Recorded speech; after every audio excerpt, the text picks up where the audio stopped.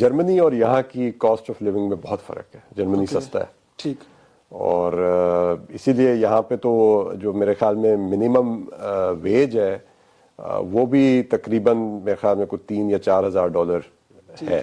اگر کسی بندے نے ویزا اپلائی کرنا اسٹڈی, اس کے لیے ڈینش لینگویج کا کورس ضروری ہے یا وہ انگلش بیس پہ جو پی ایچ ڈی کے لیے آ رہے ہیں کیا ان کے لیے بھی ضروری ہے؟ نہیں ان کے لیے نہیں, جو وہ اگر تو آپ کا پروگرام انگریزی والا ہے تو اس میں کوئی ڈینش اپلائی کرتے ہیں. سر ایک بڑا سینسٹیو کویشچن ہے, یقیناً میں نے یہ سویڈن میں بھی ایمبیسی سے رکھا تھا سامنے. اسلاموفوبیا کو لے کے ہم دیکھتے ہیں کہ یہاں پہ کافی عرصے سے پچھلے ادوار میں بھی ابھی بھی ریسنٹلی ایسے واقعات ہوئے ہیں, تو اس میں ہماری جو ایمبیسیز ہیں وہ کیا کردار ادا کر رہی ہیں سفارتی سطح پہ؟ ہماری جو پاکستانی تقریباً کوپن ہیگن میں 11-12 مساجد ہیں جی, اور اسی طرح سے چونکہ ترک بھی ہیں یہاں, صومالی افراد بھی ہیں, تو بہت مساجد ہیں. مسلم کمیونٹی سب سے زیادہ کس ملک کی ہے یہاں پہ؟ ترکی کی ہے. السلام علیکم, میرا نام علی شیر اور آپ دیکھ رہے ہیں پنجاب یورو ٹی وی. ایک اور بامقصد انٹرویو لے کے آپ کی خدمت میں حاضر ہوئے ہیں. کوپن ہیگن میں موجود ہیں, ڈنمارک میں جو کہ کیپٹل ہے, اور سفارتخانہ پاکستان میں ہم موجود ہیں.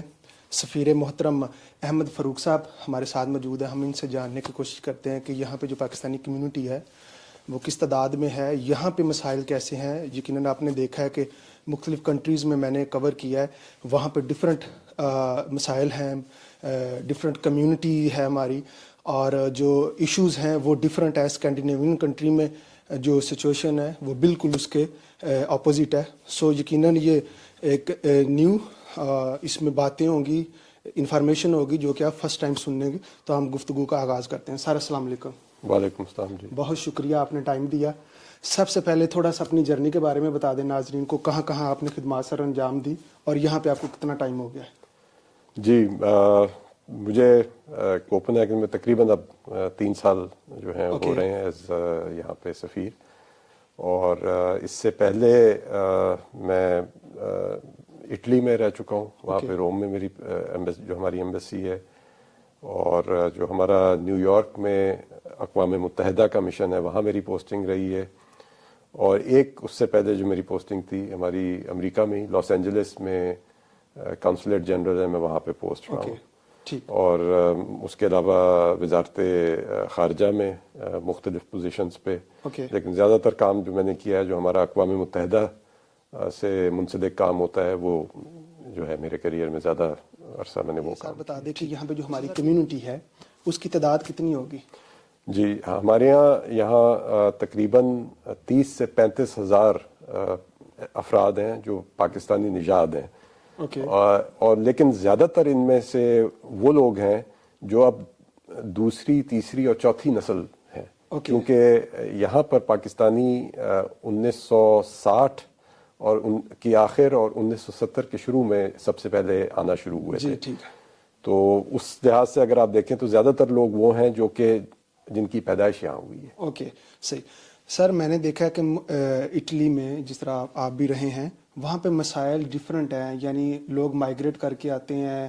فرسٹ اسٹیشن ہے گریس سے پھر لوگ مائیگریٹ کر کے اٹلی آ جاتے ہیں, اسپین آ جاتے ہیں.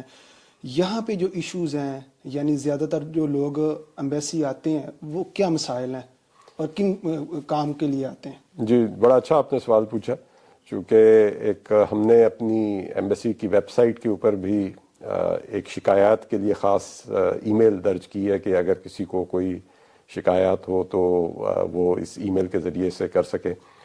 تو مجھے اس بات کا ایک اطمینان ہے کہ اب کبھی شاذر و نادر کوئی شکایت جو ہے وہ موصول ہوتی ہے.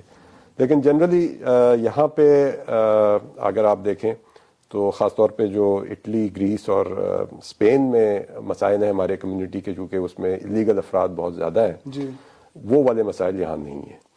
یہاں لوگ اگر آتے ہیں تو اپنے زیادہ تر جو کونسلر سروسز ہوتی ہیں کہ جی آپ نے پاسپورٹ, جو جن لوگوں کا ابھی تک پاکستانی پاسپورٹ ہے وہ پاسپورٹ بنوانا ہے, یا کوئی ڈاکیومنٹ کی اٹیسٹیشن ہے.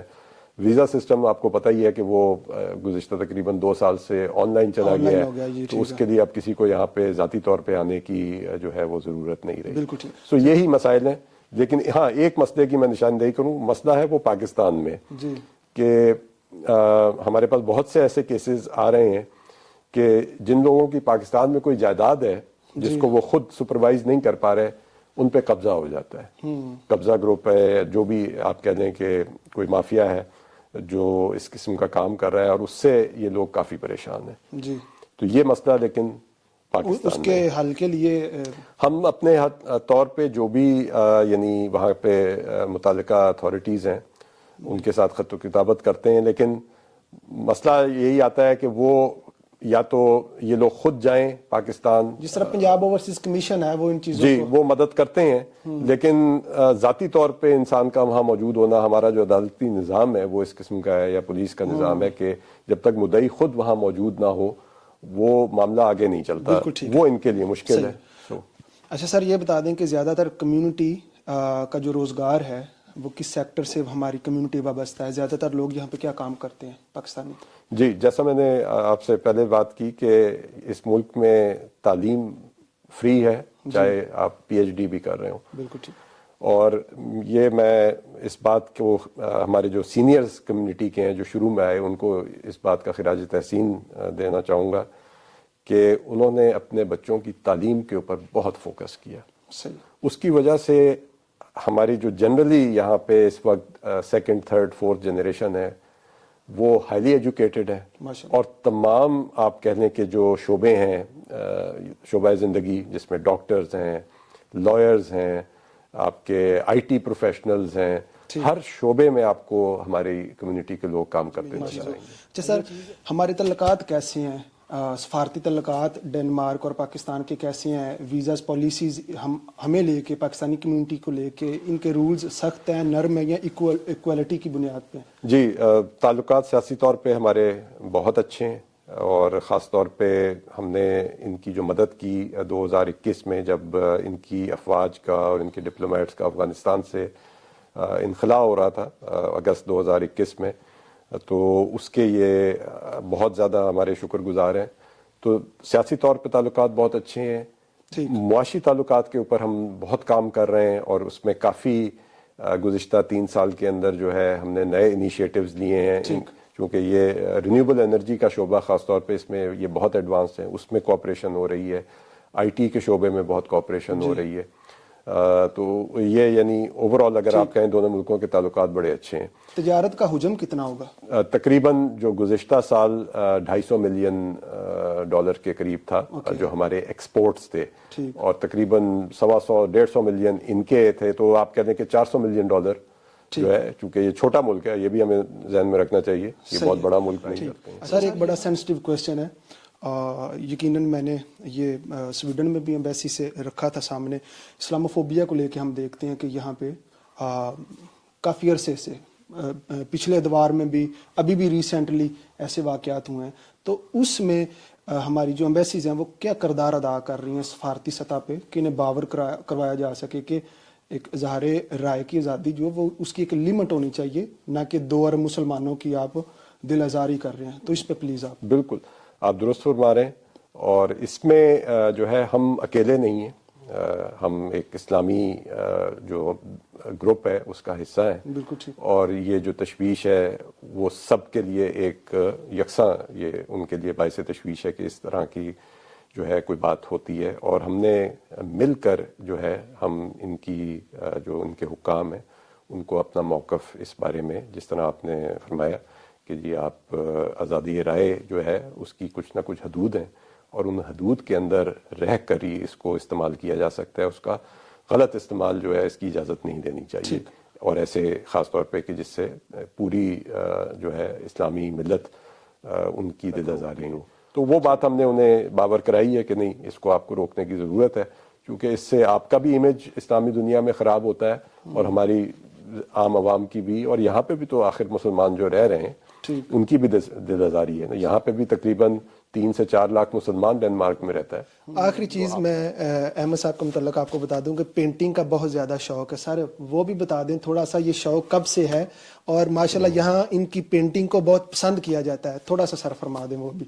یہ تو بس ایک میرا ذاتی شوق ہے, اور اس میں شوق میں ایک پیشن یہ ہے کہ جو پاکستان کے خوبصورت ہمارے مقامات ہیں خاص طور پہ شمال میں, تو میں ان کو ان کی تصویر اپنے ہاتھوں سے ان کو ریپرزینٹ بالکل کرتا ہوں. اور اس کی ابھی گزشتہ تقریباً 2 مہینے یہاں پہ ایک لوکل لائبریری کے اندر اس کی میری پینٹنگز کی نمائش بھی لگی تھی, کچھ تصاویر بھی تھیں. تو اس کے ذریعے سے میں چاہتا ہوں کہ پاکستان کی جو نمائندگی کی جائے, ان کو دکھایا جائے کہ ہم کتنی خوبصورتی جو ہے وہ یہاں کے عوام تک پہنچے. کب سے یہ شوق؟ بہت عرصے سے, میں تو اسٹوڈنٹ ٹائم. اچھا سر, یہ جو پینٹنگ ہے اگر کسی نے دیکھنا ہو, یقیناً بہت سارے لوگ یہ شوق بھی رکھتے ہیں, تو وہ کیسے فائنڈ آؤٹ کر سکتے ہیں؟ کوئی چینل, کوئی سائٹ جہاں پہ آپ اپلوڈ کرتے ہو کوئی تصاویر, کوئی امیجز؟ جی, وہ آپ جو ہمارا ایمبیسی کے سوشل میڈیا ہینڈلز ہیں, فیس بک کا بھی اور انسٹاگرام, اوکے, تو وہاں پہ کچھ آپ کو وہ پینٹنگز کے ویڈیوز تھوڑا سا بتا دیں وہ کیا نام ہے. یہی جو پاکستان ایمبیسی ڈنمارک, اس کو آپ سرچ کریں گے تو فیس بک کا بھی ہمارا پیج ہے اور انسٹاگرام کا پیج ہے, اور اس میں کچھ آپ کو میری جو پینٹنگ کرتے ہوئے ویڈیوز ہیں وہ بھی ملیں گے. بلکہ ایک پینٹنگ میں یہ دکھاؤں گا, یہ ہم نے جو ہماری 75ویں سالگرہ تھی پچھلے سال, اوکے, تو اس کا یہ ایک لوگو بنا تھا, تو میں نے یہاں پہ ایمبیسی میں نے کہا کہ میں اپنے ہاتھ سے پینٹ کر کے اس کو لگاؤں. ماشاءاللہ, ماشاءاللہ سر, تھینک یو ویری مچ, آپ نے ٹائم دیا. بیسٹ وشز آپ کمیونٹی کے لیے, اسی طرح خدمات کرتے رہیں. یقیناً ناظرین آپ لوگوں کے نالج میں اضافہ ہوا ہوگا. اسی کے ساتھ ہمیں اجازت دیں. پاکستان پائندہ باد.